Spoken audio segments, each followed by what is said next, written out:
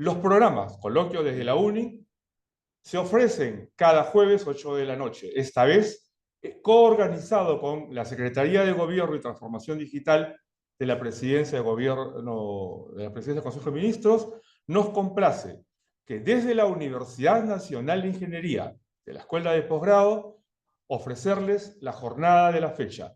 Saludos del rector de la universidad, del doctor Arturo Talledo Coronado, así como del director de la Escuela de Posgrado, del doctor Víctor Caicedo Bustamante. Queridos participantes, reciban un cordial saludo desde la Universidad Nacional de Ingeniería. Nos complace darles la bienvenida a los coloquios organizados por nuestra Escuela de Posgrado, una iniciativa que busca brindar a los profesionales, especialmente a los educadores, actualizaciones sobre los últimos desarrollos tecnológicos. Bienvenidos sean todos. Las bases neuropsicopedagógicas para la competencia digital. El tema podría llamarse también bases fisio-psicopedagógicas para la competencia digital. Hemos preferido utilizar el tema neuro para focalizar que dentro de todo ese espacio fisiológico del espectro humano, tocamos en particular el espacio neural. Y el tema de la psicología. Evidentemente, la praxis, el tema pedagógico, y la competencia digital que hoy en día es exigible a todo nivel. Y que el Ministerio de Educación ya incorporó también el desarrollo de la competencia digital en el portafolio de competencias en los cuales se exigen los educadores. En las universidades, evidentemente. Y porque además en este encaminamiento hacia la quinta revolución industrial resulta de especial importancia que en efecto en la sociedad digital los ciudadanos se desempeñen en el ejercicio de la competencia digital. Competencia que con seguridad en los próximos años tendrá que evolucionar a lo que podría llamarse la competencia cuántica. Preparémonos, pero en este espacio contemporáneo y en esta preparación hacia el futuro, hacia la quinta revolución industrial, nos toca compartir experiencias y de ahí la oportunidad de estar con ustedes casualmente tratando temas que son producto de la investigación y del esclarecimiento de en cuánto y en tanto la escuela tiene que aportar a la sociedad, la escuela y la universidad. Y en esa medida, tener en cuenta que hay un escenario en el cual nos estamos desempeñando. Las imágenes que ven ustedes en pantalla, clásicas hoy en día, utilizadas en revistas, periódicos, medios, y en cuanto impreso quiere hablar de modernidad. Palabra con la cual debemos tener ciertos reparos. ¿Qué es modernidad hoy? ¿Qué fue en el año 1900? ¿Y qué será en el 2050? La modernidad, si bien es cierto, significa estar al tanto de lo nuevo. La modernidad se alcanza y se construye, no aparece por generación espontánea. Es producto de la cultura humana, es producto de lo que hacemos. La modernidad es algo que vamos construyendo cada vez en el tiempo. Y lo que se construyó por los seres humanos para la década de 1950 será distinto para lo que estamos construyendo para la década del 2050. En esos 100 años habremos evolucionado desde la ausencia de televisores y teléfonos a la presencia de conectividad inalámbrica de los móviles holográficos y de las computadoras holográficas y de la velocidad cuántica. Entonces, el profesor de 1950 en nada se parecerá al profesor del año 2050, ni en la escuela básica, ni en la universidad. Entonces, entendiendo estos cambios, quienes nacieron en la década del 50 y se hicieron maestros y ejercen hoy en día, tendrán que entender que lo que ellos eduquen tendrán que desempeñarse en escenarios absolutamente diferentes. Y en ese recorrido, entonces, la frase hacia la quinta revolución industrial toma una dimensión extraordinaria porque Quizás los maestros nacidos en 1950, 1960, que se hicieron maestros en 1900, pues como que ya tenemos que dar un paso hacia las nuevas generaciones, hacia tecnologías que imponen nuevas maneras de desarrollar las cosas y tomar la precaución de formar en una sólida ética a las nuevas generaciones, porque será muy fácil mentir usando inteligencia artificial. Entonces, ¿qué nos toca hacer a los educadores para que eso no ocurra?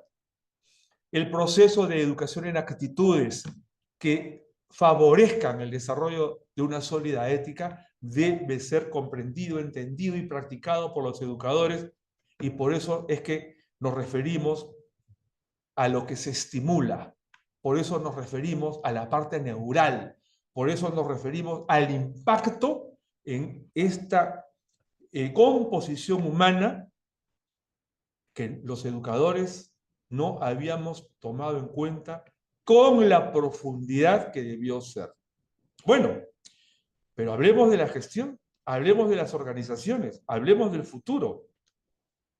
En la gestión del tiempo organizacional, hoy vivimos un tiempo organizacional. Ya cité una analogía del tiempo organizacional de 1950 y lo que podría ser en el 2050.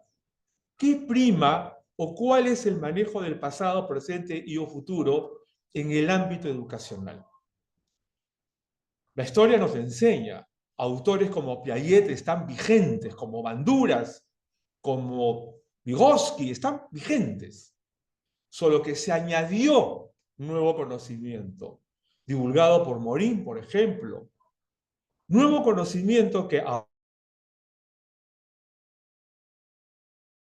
condicionando, pero lo que se fue descubriendo del desarrollo del pensamiento humano sigue siendo útil, solo que habrá de tener en cuenta los nuevos descubrimientos, incorporarlos, adaptarlos y preparar al ciudadano del futuro. Algunas décadas atrás preparábamos al ciudadano del presente. Ya no más. Ahora preparamos al ciudadano del futuro. Y por eso es que la predictividad ha tomado tanta importancia. La predictividad no es solamente útil para las empresas,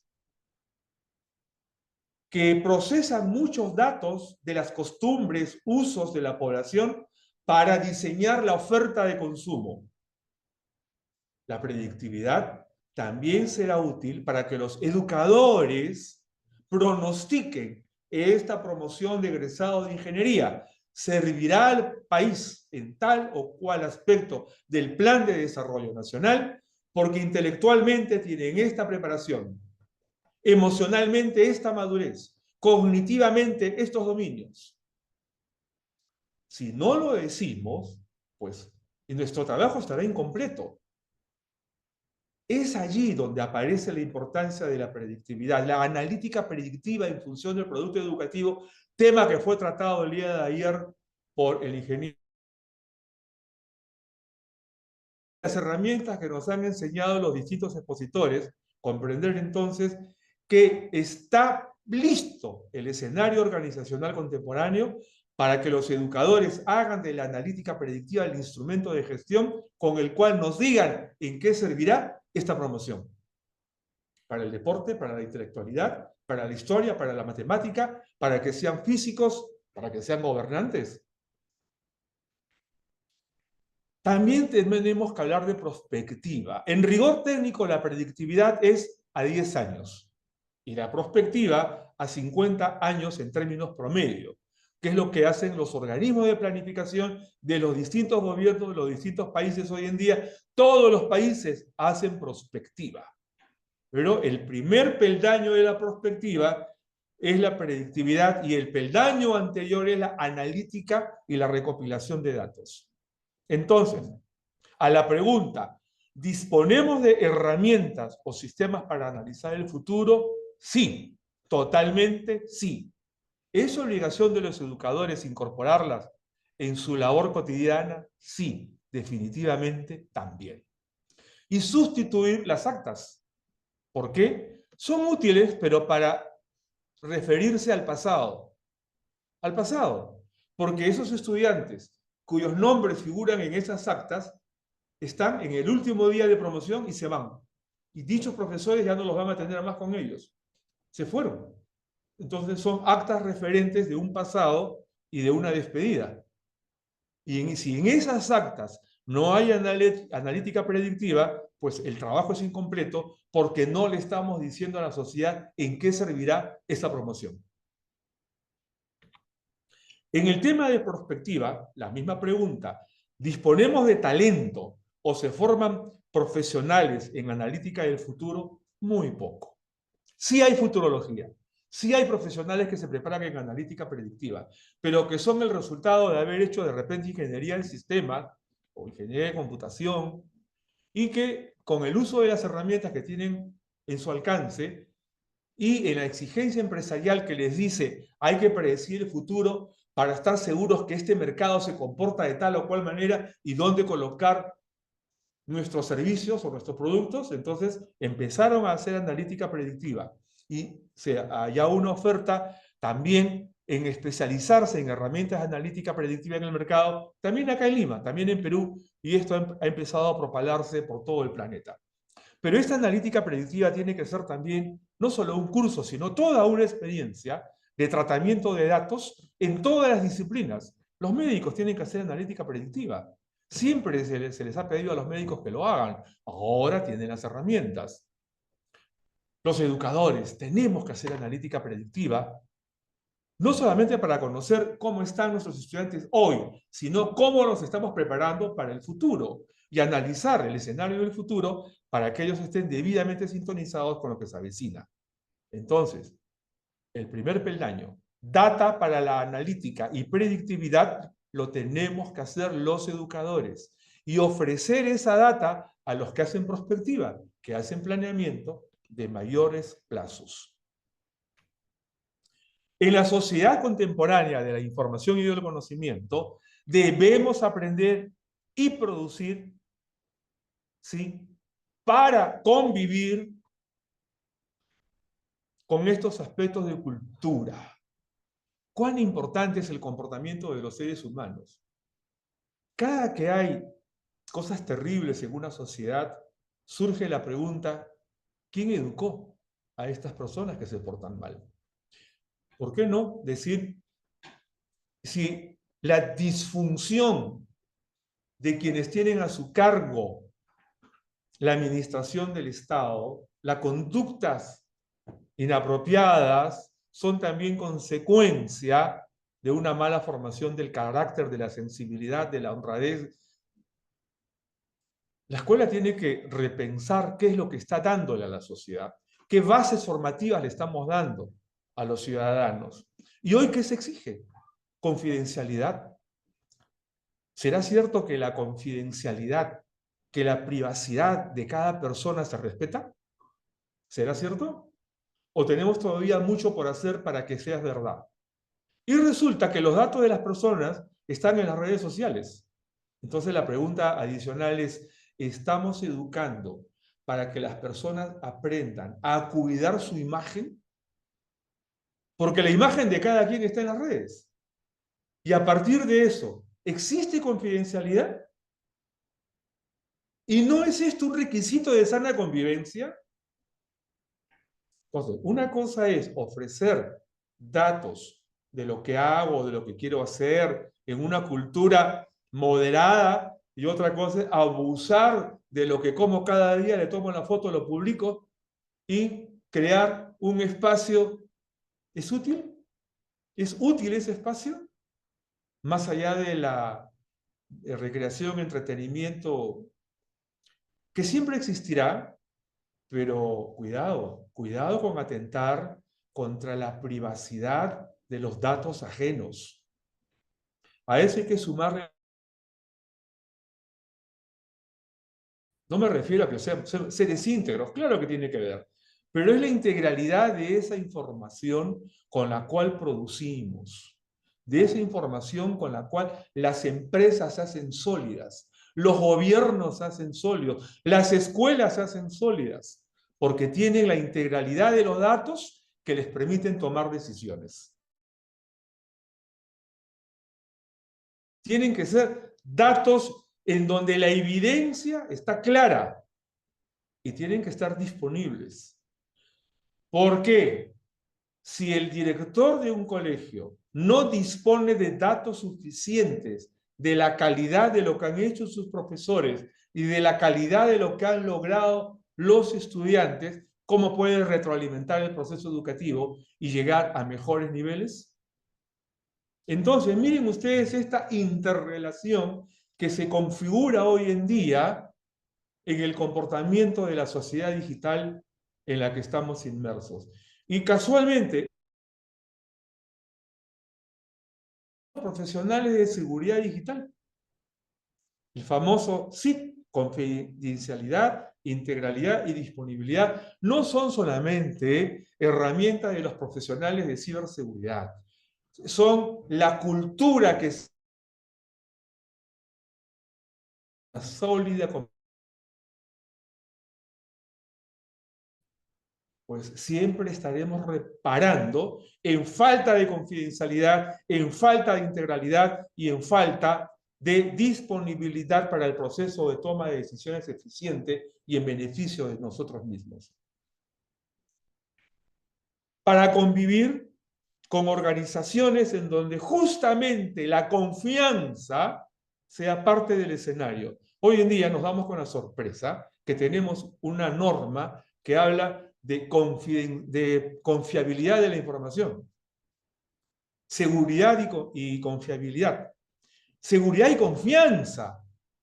Hemos llegado a tal extremo que no hay confianza, que necesitamos una ley para pedir confianza. La confiabilidad es un aspecto absolutamente importante en las organizaciones hoy en día. Pero ¿quién construye al individuo confiable? Los educadores. Proactividad, estar hacia adelante, mirar el futuro, dar el paso más, estar pensando en lo que se avecina. Si hago esto, ¿qué ocurrirá? Cálculo de probabilidades, que no es solamente un concepto abstracto de la matemática, es sobre todo parte de la cultura del individuo. Si hago esto, ¿qué ocurrirá? ¿Haré daño o estaré haciendo bien? ¿Está eso en la mente de los jóvenes de hoy? Tenemos que empoderar a los jóvenes de esa mente proactiva en que estén midiendo lo que hacen. Accesibilidad. Dicen las organizaciones que quieren visibilidad. Dicen las organizaciones que necesitan ser visibles para que el ciudadano tenga acceso a ellos. Y las redes pareciera que cumplen con esa función. ¿Es eficiente? La accesibilidad no es un video en las redes. Y la visibilidad no debe convertirse en una invasión de videos. La accesibilidad es la presencia sólida de las instituciones, que se hacen visibles porque justamente ganaron confianza y fueron proactivas en el mercado para ganar la presencia adecuada. Si estos tres conceptos no interactúan en las organizaciones y no hemos formado en base a una cultura de confidencialidad, integralidad y disponibilidad, no estamos en el escenario exigente hoy en día. Pasa a la sociedad cuántica, en donde toda la data se da a procesar en increíble minimización del tiempo, por la gran velocidad que van a tener las computadoras cuánticas, que ya la tienen, ya están disponibles. Muchas universidades ya empezaron a operar con computadoras cuánticas.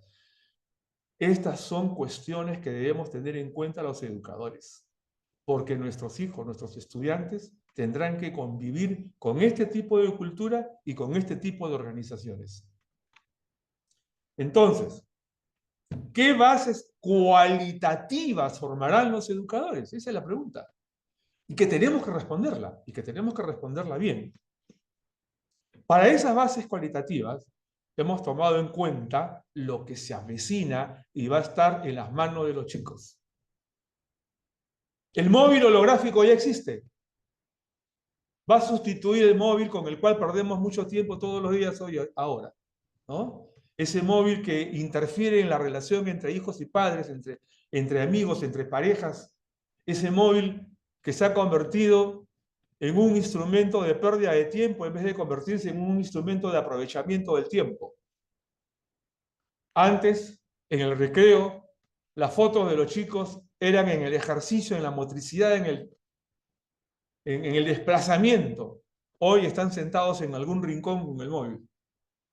Bueno, ¿y ahora qué ocurrirá cuando van a tener un móvil holográfico? Y van a tener este tipo de teclado holográfico. Y van a tener este tipo de computadoras holográficas, que ya están, ahí existen.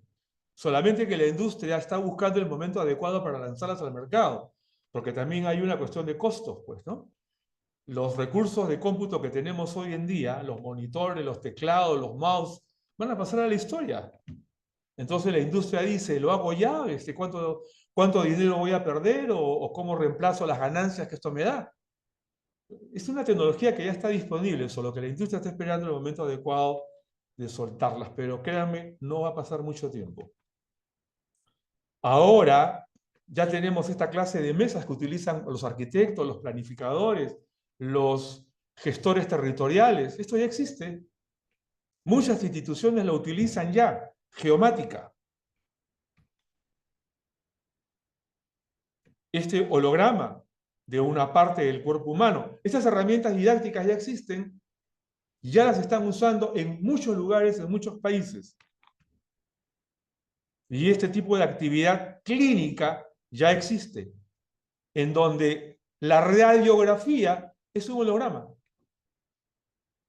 y permite a los médicos hacer una mejor observación para tomar una mejor decisión de terapia. Esto es realidad, esto ya existe. Esto va a sustituir mucho de lo que hoy tenemos en nuestras manos. Y esto que ya es realidad va a tener una velocidad de expansión muy superior a lo que hemos vivido en los últimos 40 años. Sí, hace 40, 45 años, para ser exacto, en el caso peruano, ingresaron las primeras computadoras a un aula escolar. Fue una velocidad de 45 años. Lo que están viendo en pantalla se va a expandir, tengan la seguridad, a menos de la mitad del tiempo que surgió desde la primera computadora en un aula escolar peruana hasta el día de hoy. Esa expansión va a ser sustantivamente mayor y en menos tiempo. Entonces la pregunta que surge de todo esto es, ¿qué educamos? La respuesta está en pantalla. Sí, eso es lo que educamos, cerebros. Cerebros que asumen comportamientos, emociones, conocimientos, cerebros que comandan la actividad motriz del cuerpo. Eso es lo que educamos y eso es lo que debemos tener presente y eso es lo que debemos de cuidar en la formación de currículos de formación de maestros. Educamos cerebros. ¿Y esto cómo se desarrolla? En primer lugar, tengamos en cuenta qué tipo de cerebro enseñan a los educadores hoy en día. En las facultades de educación se les dice que el cerebro tiene dos hemisferios, el de la lógica y el de la creatividad. Y hay una serie de conductas que brotan de cada uno de estos hemisferios, ¿no? Y bueno, pues es muy útil, sí, es cierto, existe este tipo de configuración hemisférica donde ya se ha ubicado cómo es que cada uno de estos espacios funciona y genera comportamientos. Pero hay un tipo de corte del cerebro que no se enseña, no por lo menos en los currículos de formación de maestros, por lo menos no en Perú, y es el corte por capas, que tiene mucho de importancia, porque la parte emocional está en la parte posterior, trasera, cercana al cerebelo, que es la primera zona de desarrollo del cerebro humano y que tiene millones de años. Esta primera capa, que la conocen, que los científicos de la neurología lo hablan y hablan de el paleocórtex, esa es la zona así, paleocortiana. Y la actividad eléctrica del cerebro, que va de atrás hacia adelante y de abajo hacia arriba, propició una segunda capa, el mesocórtex. Ese es el cerebro de nosotros, de la colectividad. El anterior era del yo, del mío. Y aparece una tercera capa, el neocórtex. La necesidad de estudiar estas capas y de comprender cómo funciona es urgente que se incorpore en el currículo de formación de maestros, porque acá incide directamente la emocionalidad del ser humano. Y si educamos cerebros, educamos emociones. No solamente lógica y creatividad, que es lo que está a cargo de la labor hemisférica del cerebro. Entonces, inteligencia emocional, cognitiva, motriz, son aspectos que están en el desarrollo del cerebro, pero que tienen elementos diferenciados de estímulo. Y eso es lo que los educadores deben tener en cuenta. Y hay una quinta condición, que es la salud física y mental, pero sobre lo cual los educadores no tienen influencia directa. Sí pueden tener una influencia indirecta en la medida que le enseñan al niño cómo alimentarse y le enseñan al padre de familia cómo debe alimentar a sus hijos. Quizás menos carbohidratos y menos azúcar, porque a mayor cantidad de azúcar en el organismo, la adrenalina se incentiva y cuando el puber de pronto tiene una emoción por algún tipo de influencia, llamada quizás marihuana, o cualquier otra cosa, ese organismo cargado de azúcar, en la influencia de la adrenalina, está más predispuesto a la adicción. Entonces, sí, también tenemos algo que ver en este aspecto, pero fundamentalmente al educar cerebros, su desarrollo depende de los educadores en estos aspectos: inteligencia, emoción, conocimiento y la motricidad. Entonces, se identifican bases para la neurología, para la psicología y la praxis, la parte pedagógica. Y estas identificaciones tienen que ver con el cableado neural. En la medida como estimulemos la actividad neural, estamos favoreciendo el recableado neural. En la medida como estimulemos esa actividad neural, estamos robusteciendo las capacidades del cerebro. Y ese acondicionamiento, que es fundamentalmente emocional, sirve para esta siguiente parte, que es el dominio emocional, que muchos autores dicen, ¿no? Emocionar para aprender.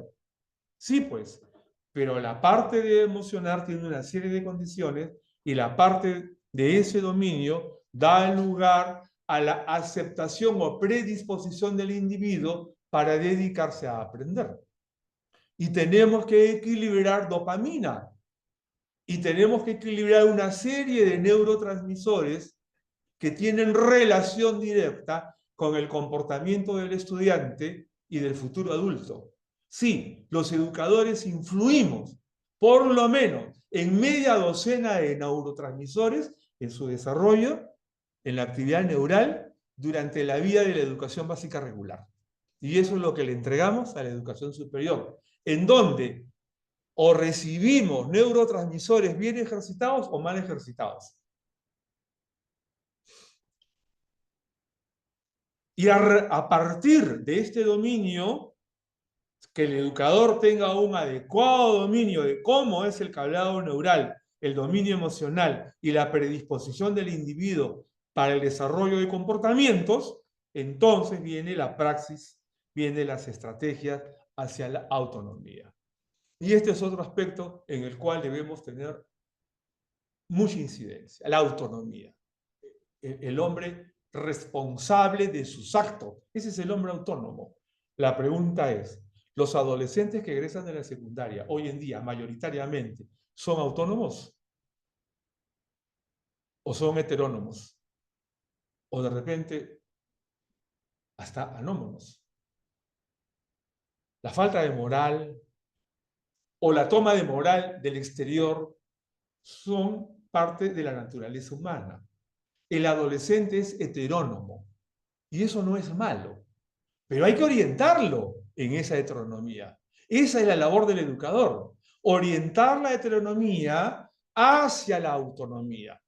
Pero como lo dijo Banduras en una investigación científica que hizo en 5 países, el 95% de la población es heterónoma.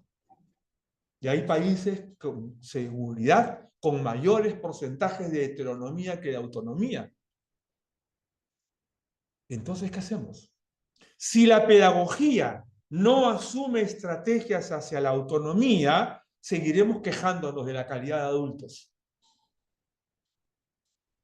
Y para lograr una pedagogía que desarrolle estrategias hacia la autonomía, es imprescindible el dominio de cómo estimular el cableado neural y cómo estimular el desarrollo emocional para comportamientos maduros. Ese es el tipo de educación que necesitamos. Entonces, estas son las bases y por eso es que nos interesa mucho tratar este tema. Se desarrolla el cableado neural y se impacta mediante estímulos sensoriales. Sí, pues, somos seres sensoriales. Nuestras neuronas se cablean y recablean según los estímulos. Los estímulos que tenemos desde el vientre materno, los estímulos que tenemos en nuestra niñez, las cosas que impactan nuestras neuronas y quedan grabadas. Los neurólogos le dicen sellos lógicos. Y quedan allí impresas. Y surgen de repente ante determinadas influencias en la adultez. Y eso es lo que encontró Friedrich Fester, y por eso él se dio cuenta de la necesidad de estímulos específicos en el niño. Y se le considera hoy en día el padre de la estimulación temprana. ¿Por qué él se dio cuenta de esto? Que los sellos lógicos quedan impresos en las neuronas y por lo tanto hay que cuidar el tipo de estimulación sensorial que va a impactar en las neuronas y que se van a grabar en los chicos. En todos los seres humanos, a toda edad sucede eso, pero con mayor impacto en la niñez. Esos estímulos sensoriales ingresan por el sensor auditivo, el sensor visual, el sensor olfativo y claro, también el sensor gustativo, piel. Y al decirles esto, caer en la cuenta que los seres humanos tenemos un solo sentido, ¿no? El tacto. Porque el sensor visual toca fotones, el sensor auditivo toca ondas sonoras, el sensor olfativo toca las moléculas que hay en el aire, y el sensor gustativo, evidentemente, saliva por la influencia de lo que toca en la boca, pero también saliva por la impresión visual o por la impresión olfativa, también. Entonces, la calidad de los estímulos genera cableados y recableados adecuados y plasticidad neural. A mayor cantidad de estímulos en la niñez, mayor plasticidad en la adultez. Educamos cerebros. Y prevaleciendo lo que tocamos, el fenómeno físico, ya expliqué el fenómeno físico, tocamos la luz, tocamos el sonido, tocamos los olores, tocamos los sabores, ¿no? Y vienen las salivaciones. Y tocamos por movimiento. tocamos fotones, tocamos ondas sonoras, tocamos las partículas que hay en el aire, tocamos, saboreamos y tocamos vibraciones. Por eso a veces decimos, siento que alguien me está mirando. Puede ser verdad, son vibraciones, tocamos vibraciones. Por eso ahora también ya hay autores que se refieren al pensamiento vibracional, más allá de Piaget, sin descartar a Piaget, porque para llegar a la madurez del pensamiento vibracional se tiene que pasar por el pensamiento intuitivo, el transductivo, el inductivo, el deductivo, el sistémico. Y en la medida que esa complejidad evoluciona y ese cerebro está mayormente formado, llegará al pensamiento vibracional. No solo por intuición. Educamos cerebros, prevaleciendo entonces lo que tocamos, ¿no? Y ahí es donde surge el fenómeno mental. A ver, pensamiento es la actividad eléctrica, la actividad neural. Esa actividad eléctrica, esa actividad neural, genera razonamientos. Y la suma de la actividad eléctrica y la producción llamada razonamiento, ese conjunto se llama actividad mental. Y esa actividad mental, ese fenómeno mental que está en permanente elucubración, ¿no? En permanente funcionamiento, actúa en base a percepciones que son fundamentalmente emocionales, el dolor, el sabor, todo es emocional. Llega al cerebro y lo convierte en razón. Esta actividad emocional va a depender de su intensidad, va a depender de la frecuencia. Esos son los factores que inciden en lo que comúnmente se llama percepciones. Entonces, ¿qué ocurre? Que esas percepciones con las cuales desarrollamos emocionalidad generan una intensidad y generan también una frecuencia según el tipo de sonido, el tipo de color y el tipo de movimiento. Y aquí me detengo un instante para preguntar a todos quienes están en la sala. Los móviles, las tablets, las computadoras que están en manos de los estudiantes y de los adultos, ¿qué tipo de intensidad y frecuencia impactan en sus neuronas? ¿Lo saben? ¿Lo hemos medido? ¿O solamente sucede porque tenemos en la mano los equipos? Bueno, necesitamos que los educadores pronto entiendan la intensidad de los decibeles, de los colores, de los matices de color, de los colores cálidos, de los colores fríos en las pantallas, y cómo es que todo eso, y dependiendo del movimiento, influye en la mente, genera emocionalidad, y a partir de esa percepción, razonamientos que pueden ser opacos o brillantes, dinámicos o adormecimiento. ¿Qué está prevaleciendo ahora, adormecimiento o dinámica? Preguntémonos y respondámonos, porque si no lo hacemos, no estamos haciendo bien nuestro trabajo como educadores. Entonces dejo esas pantallas en blanco. Coloquen allí las imágenes, háganlo. Coloquen una imagen de alta intensidad y de colores grises a la izquierda y otra de intensidad moderada, de líneas horizontales y colores brillosos, moderados a la derecha. Hagan un ejercicio con nuestros estudiantes o con los adultos que les rodean y luego pregúntenles qué te impresionó. Esa sería una primera experiencia para que ustedes comprendan lo que puede ocurrir con un niño de 4 años, de 6 años, de 10 años, de 12 años. Los estamos drogando hacia el adormecimiento. Y no estoy con eso rechazando la presencia de la tecnología. No. Lo que estamos diciendo es que hay que tomar muchas previsiones para usarlas bien. Educamos cerebros. Y entonces, después de lo que hemos observado, se desarrolla la estructura del pensamiento, si los educamos bien. mediante estímulos sensoriales.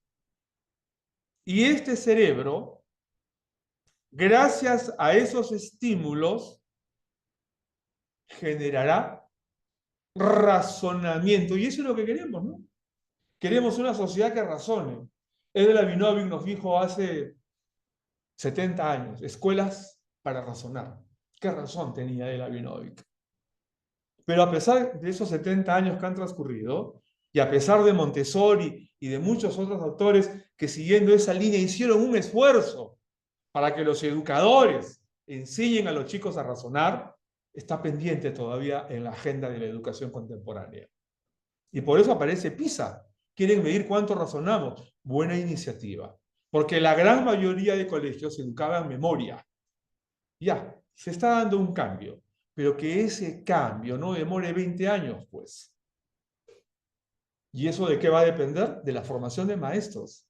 Y aquí voy a hacer una cita de una respuesta que di en una entrevista de carácter político hace algún tiempo. Me preguntaron cómo lograr mejores maestros. Mi respuesta fue, tomemos un tiempo de nuestra historia para formar el maestro que necesitamos. Creo que es urgente hacerlo.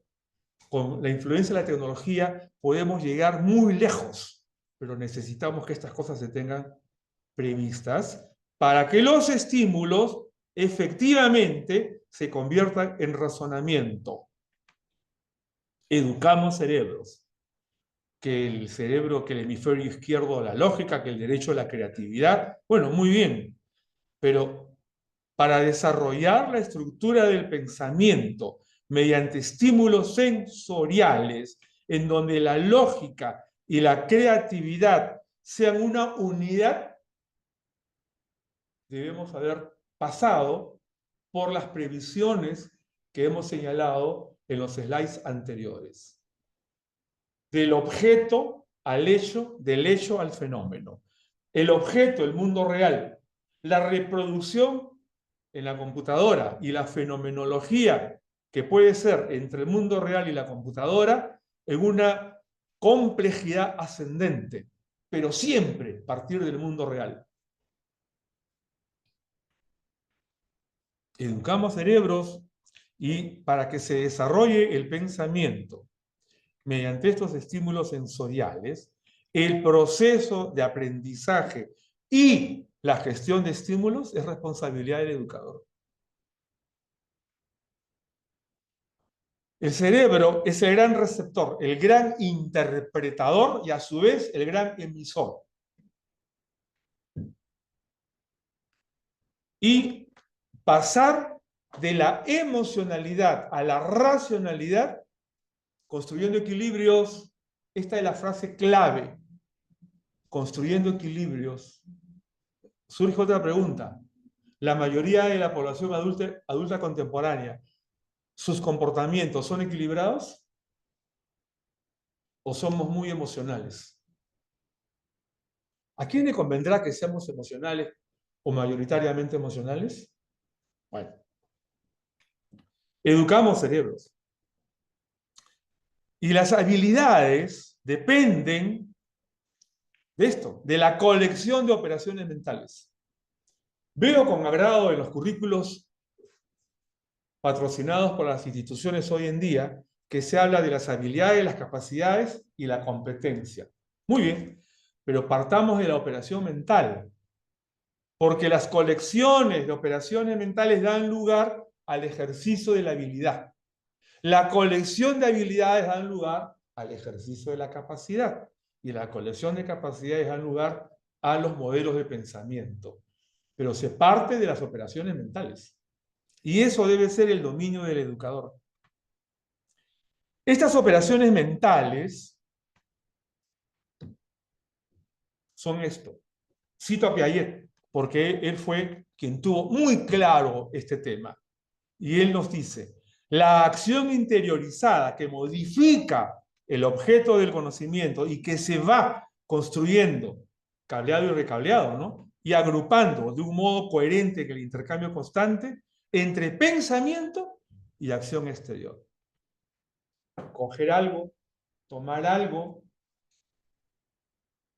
voltear el rostro e identificar algo distinto dar un salto y darme cuenta si mi salto es mayor o menor, identificar mi peso corporal, estirarme y darme cuenta si mi plasticidad es o no es buena y quiero ser deportista. Todos esos actos tienen que ver con operaciones mentales. Y dependiendo de cómo se estructuran, dan lugar a la habilidad. Las operaciones mentales, unidas de un modo coherente, dan como resultado la estructura mental de la persona. Por acá tenemos que partir. Educamos cerebros. Tengamos cuidado, entonces, con lo que vamos haciendo, gracias a las computadoras, porque hay mucho que agradecer a la tecnología digital, mucho. Pero, ¿puede sustituirse el nivel concreto? ¿Puede sustituirse la realidad? El tomar con las manos el lápiz y el trazo puede ser sustituido por el mouse? Definitivamente no. La experiencia con lo real es insustituible. La verificación y probabilística con objetos es imprescindible. La abstracción potencial llegará, consecuentemente, a partir de la experiencia con lo real, a partir de la verificación y de la probabilística. Probabilística. Cálculo de posibilidades, de probabilidades. ¿Qué pasa si el vaso lo lleno plenamente de agua? Si sigo llenando agua, ¿qué va a pasar? Ese es un ejercicio significativo para un chico de 6 años. No será significativo para un adulto de 20, pero para un niño es una experiencia importante. Y así, todas las experiencias posibles en donde el chico pueda percatarse de lo que puede suceder. Porque si esos ejercicios no se hacen, la mente no está preparada para calcular qué puede suceder si doy este paso o toma esta decisión. Hay que preparar la mente para eso. Educamos cerebros. Quien percibe bien, diferencia con propiedad. El acto de percepción, como hemos mencionado a través de esta presentación, parte de la observación. Es el primer ejercicio. Y hay una colección ahí de operaciones para observar. Observar colores, observar formas, observar distancias, observar movimientos. Y quien hace un buen ejercicio de observación, diferencia las cosas con propiedad. Un simple ejercicio que recomiendo mucho en las presentaciones a las que acudo es: comiencen con un par de lápices, iguales de forma y de tamaño, pero de distinto color. Y pregúntenles a los chicos cuántas semejanzas tienen y cuántas diferencias tienen. Al principio van a decir 8 o 6 o 10, pero créanme que hay 50 o 60. Que claro, un estudiante en la universidad sí las puede encontrar y actualmente estamos ejercitando que lo hagan. Porque llegan con una capacidad de observación tan limitada que esos chicos de 18 años en la universidad, cuando les damos los 2 lápices y les preguntamos cuántas diferencias hay, alcanzan 12 o 13, habiendo más de 50. ¿Y por qué no observar y comparar pelotas, dados, varillas, hojas de colores, y así sucesivamente objetos de distinta complejidad durante toda la vida escolar? Y van a ver ustedes cómo vamos a lograr egresados de la secundaria con una capacidad de observación bien entrenada. Si eso ocurre, vamos a dar las bases para comparar con objetividad. Porque quien diferencia bien, compara con objetividad. Y que quien compara con objetividad hace una buena analítica. No se hace un buen análisis si no se hace primero una buena observación. El ejercicio de la observación es el soporte de la calidad del análisis. Quien diferencia bien, compara con objetividad. Entonces, quien bien compara, clasifica, infiere, razona y todas las habilidades que ustedes puedan incluir parten de este tipo de condicionamientos perceptivos básicos. Necesitamos que la escuela contemporánea ejercite mucho la percepción, porque están ayudando al cableado neural, porque están ayudando a la capacidad de maduración emocional y adiestrando la mente para que su habilidad neural y su producción de razones se amplíe sustantivamente. Recuerden esto: quien percibe bien diferencia con propiedad. Quien diferencia bien compara con objetividad. Quien bien compara clasifica, infiere, razona, predice y operaciones mentales de alto nivel. Entonces, las habilidades y capacidades dependen de cómo se observa, analiza, organiza, interpreta. Esta es la secuencia básica para llegar a mejor aprovechamiento de datos en las computadoras. Estas son habilidades indispensables. Educamos cerebros. Y voy a mostrar ahora en este slide la antropología del proceso de aprender, relacionado a lo que ocurre con el diseño curricular. Los contenidos curriculares para todos los niveles generalmente se orientan al estímulo de algunas características del hemisferio izquierdo, la lógica. Mayoritariamente se descuidan las características del hemisferio derecho, la creatividad. Buen momento para decir que la creatividad no se compra en las farmacias, ¿ah? No, es un proceso de muchos años de desarrollo mental. Y no se incorporan las capacidades del cerebro según las capas de desarrollo. Para un estímulo de la emocionalidad, tenemos que comprender cómo funcionan las capas llamadas paleocórtex, mesocórtex y neocórtex. Si no lo sabemos, no vamos a estimular emocionalidad adecuadamente. Bien, quiero citar el resultado de un estudio hecho por el Banco Interamericano de Desarrollo en Perú y publicado en el año 2022.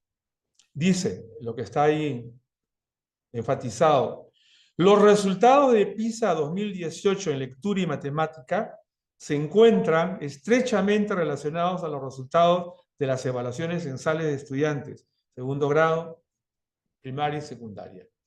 Estrechamente relacionados. Y la pregunta es, ¿y los otros grados? ¿Y el proceso? ¿Y qué pasó con los chicos que fueron evaluados en segundo de primaria cuando llegaron a segundo de secundaria? ¿Hay contraste? ¿Se hizo consistencia? ¿O estamos tomando una prueba en segundo grado de primaria y cuando ese chico llega a segundo grado de secundaria no hay enlace de resultados? Entonces, algo no está completo. Pero la competencia digital necesita que estos resultados mejoren. Porque el tratamiento de datos es observar, es analizar, es organizar y es interpretar. Fundamentalmente. La competencia digital, dice el Banco Interamericano de Desarrollo, que en Perú hay escaso talento digital. Lo dice el BID. Entonces, ahora sí, definiendo la competencia digital, ¿qué habilidades? Las que favorezcan el tratamiento de información. ¿Qué modelo de pensamiento? El que genere un acto de razonar estructurado. ¿Qué alcance intelectual? Uno que haga al sujeto capaz de generar riqueza. ¿Qué conocimientos? Aquellos que faciliten el acceso a fuentes de información, siendo un productor y no solo un consumidor. Esa es una aptitud. ¿Qué valores? Los que permitan compartir y proteger información y conocimiento, sólida formación ética, confianza, confiabilidad. ¿Qué aptitud? Aquella que lo convierta en un sujeto útil y competitivo en la sociedad de la información. ¿Qué actitud? aquella que lo identifique por su relación positiva con sus pares y la naturaleza.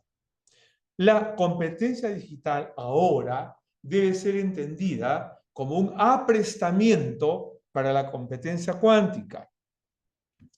Y definimos la competencia digital justamente a partir de habilidades. Y antes de mostrarlas, reitero un ejemplo que utilizo con frecuencia.